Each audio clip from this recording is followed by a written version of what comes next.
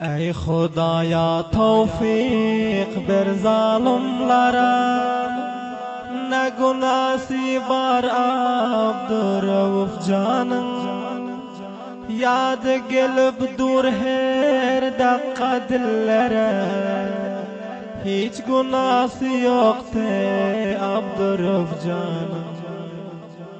Yadı gelip dur her dakika dillere, hiç günahı yoktu Abdurrauf canım.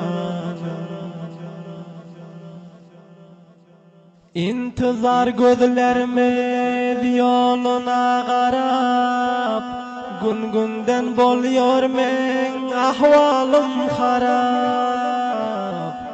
Zalimlar el ayak kollarını bağlap, ne günahı vardı Abdurrauf canım.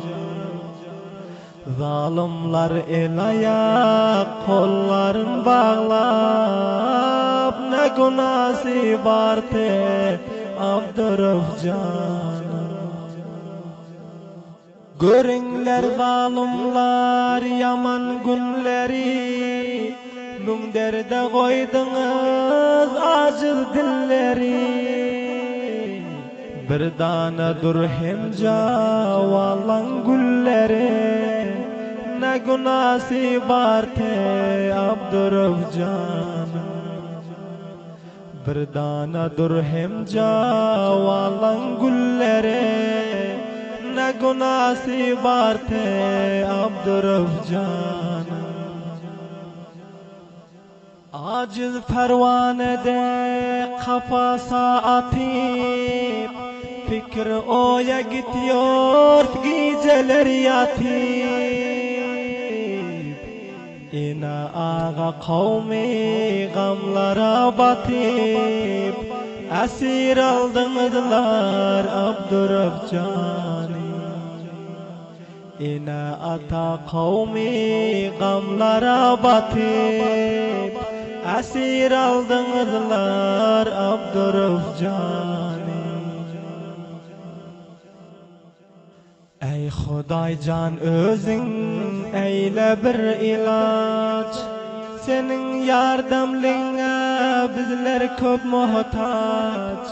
Bir merdan yigitti özü köp naylaç, hiç günahı yoktu Abdurrauf canım. Bir merdan yigitti özü köp naylaç, hiç günahı yoktu Abdurrauf canım. Nimetullah Hakimi yazdı bir dastan, Allah'ım günahsız Abdurrauf can. Zalimler zulmedip köp azap verdiken, kurtargın Xuday can Abdurrauf canım. Zalimler zulmedip köp azap verdiken, kurtargın Allah can Abdurrauf canım. Kurtargın Xudayım Abdurrauf canım.